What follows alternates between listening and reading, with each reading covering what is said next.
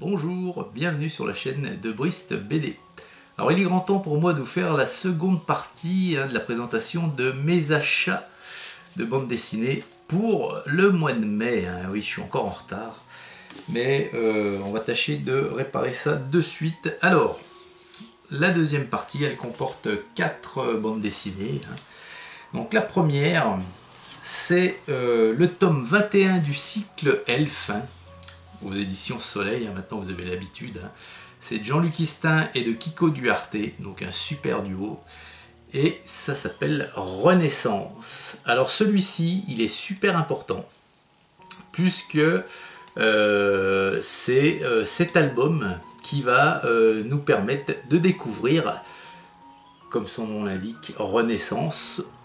Et bien en fait, il s'agit de la renaissance des elfes rouges. Et c'est ce qui va introduire petit à petit les albums qui vont nous décrire les aventures des elfes rouges qu'on va pouvoir suivre dans le cycle elfe bien plus tard. Et petit à petit, donc, ces elfes rouges ils vont prendre la place des elfes sylvains, des elfes des forêts. Voilà. Et donc c'est un album, un tome très très copieux, puisqu'il contient 67 planches celui-ci. Et vraiment, celui-là il est très très bien. Moi j'ai beaucoup aimé. Et voilà, maintenant on va avoir les elfes rouges, on sait pourquoi, comment c'est arrivé.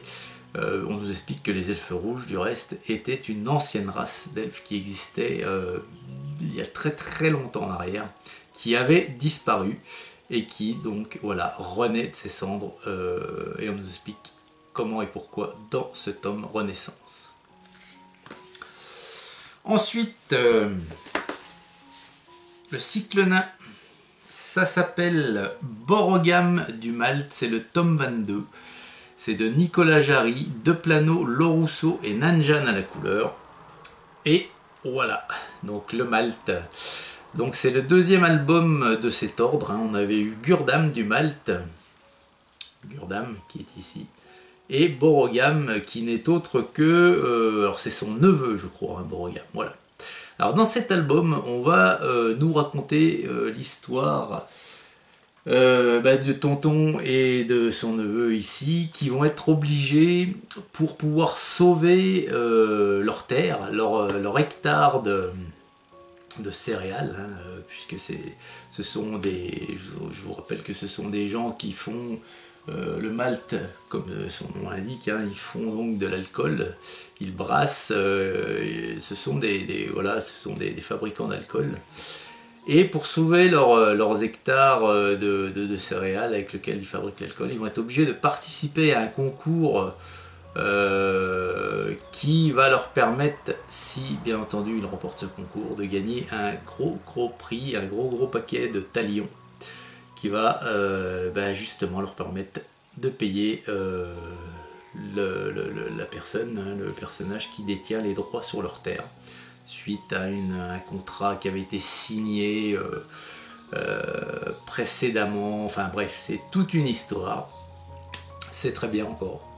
Vraiment, Gurdam est un personnage vraiment très très attachant au niveau des nains.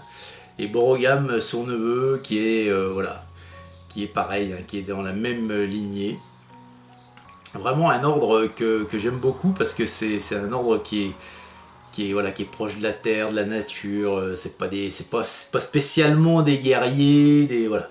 C'est des gens très terre à terre et qui sont très simples. Et j'aime beaucoup cet ordre. Donc j'espère qu'il y en aura pas mal d'autres de tomes sur l'ordre du Malte. Voilà pour le tome 22, Borogam du Malte. Puis toujours dans le cycle nain, j'ai acheté également le tome 23, Araroun et la Rage Bleue. Alors c'est toujours de Nicolas Jarry, Deplano et Powell. Et là donc on continue avec le duo là. Ça se passe toujours de la cité d'Ispar et c'est une nouvelle enquête c'est ce duo là qui fait partie de la garde d'Ispar. Elles sont un peu la police, si vous voulez, de la cité. Et ils vont enquêter sur un fléau qui fait que les gens changent lorsqu'ils attrapent ce fléau. Ils deviennent agressifs, et ils vont être obligés de découvrir le pourquoi du comment, et qu'est-ce qui rend les gens comme ça, et pourquoi. Voilà. Donc c'est encore une fois...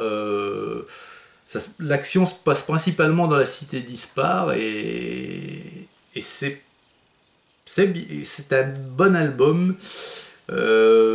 C'est pas parmi les meilleurs, mais il y a un super dessin et il y a un très bon scénario quand même. C'est pas parmi les meilleurs parce que les nains, c'est tous des super albums, hein. J'ai jamais été déçu par un nain, je vous l'ai déjà dit. Je suis pas déçu là non plus, hein. Il est juste un petit peu en dessous des autres, hein. Voilà. Araroun et la Rage Bleue, tome 23. Et puis pour finir, le cycle Orques et Gobelins, comme ça on aura fait les 4 cycles, pardon. Le cycle Orques et Gobelins, les 3 cycles, c'est le tome 20, c'est Kobo et Mythe. Alors c'est de Sylvain Cordurier, Vukic et Palescandolo. Alors Mythe, le gobelin ici présent, il a déjà eu droit lui à un album dédié à son personnage au tout début, hein, du cycle Orques et Gobelins. Je crois que c'est le tome 2 ou 3 de mémoire, hein, je peux me tromper. Je l'ai d'ailleurs, bien entendu. Et puis Kobo, c'est l'orque balèze là. Donc alors là, pareil, c'est une aventure qui est vraiment super sympa à suivre. Parce que les deux là, vous savez que les gobelins et les orques sont pas faits pour s'entendre. Enfin, vous le savez pas. Ils se détestent même. Et souvent les gobelins sont à la solde des orques parce que beaucoup moins forts. Mais Mythe, c'est un petit rusé, c'est un assassin, hein, très habile. Et c'est Mythe en fait qui va mener la barque ici. Et qui va proposer à Kobo un espèce de deal, parce que Kobo il est recherché pour chasser, il a peur pour sa vie, des assassins sont à ses trousses.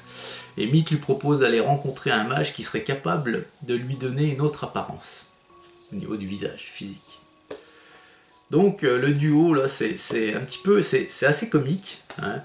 C'est une entente sous intérêt bien entendu, et il y a des répliques, des dessins, des répliques qui sont vraiment super sympas à regarder, à interpréter. Et encore un très très bon album d'Orques et Gobelins.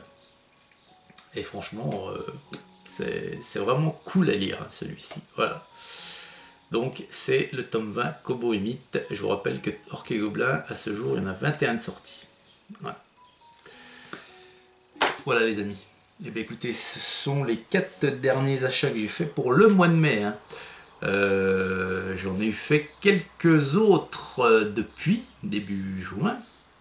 Et puis surtout, il va y avoir de très très belles sorties ici. Alors là, c'est sûr, ça sera fin juin. Je crois que c'est aux alentours du 21 juin, si je ne me trompe. Il va y avoir donc le tome 9 de Mage, Beltoran, estampillé Guerre d'Aran. Donc pour les Guerres d'Aran, je vous rappelle l'ordre de lecture. Il fallait lire le tome 1 des Guerres d'Aran. Il fallait lire Orac, le tome 21 d'Orques et Gobelins, estampillé Guerre d'Aran. Et il faut lire maintenant Beltoran, le tome 9 de Mage, Guerre d'Aran. Puis viendra plus tard le tome 2 des Guerres d'Aran. Et il faut lire dans cet ordre. Voilà, pour commencer. Ensuite, il va sortir également, toujours aux éditions Soleil, le tome 2 des Maîtres Assassins. Le 21 juin toujours. Et pour finir, le tome 3 que j'attends avec beaucoup d'impatience. C'est le tome 3 des Terres d'Ogo. Donc voilà, il y aura de belles choses à vous présenter, à vous proposer encore dans très peu de temps. Voilà, écoutez, je vous souhaite une excellente journée à toutes et à tous. Et puis, ma foi, je vous dis à très vite, hein, pour une prochaine vidéo sur la chaîne de Brist BD. Au revoir.